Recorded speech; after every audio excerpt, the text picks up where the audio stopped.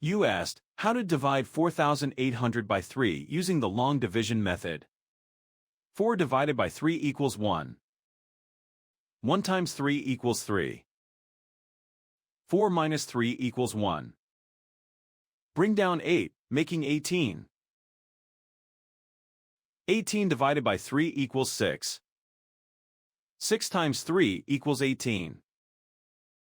18 minus 18 equals 0. Bring down 0, making 0.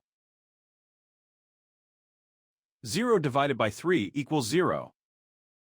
0 times 3 equals 0. 0 minus 0 equals 0. Bring down 0, making 0. 0 divided by 3 equals 0. 0 times 3 equals 0. 0 minus 0 equals 0. The remainder is 0. The final result is 1,600.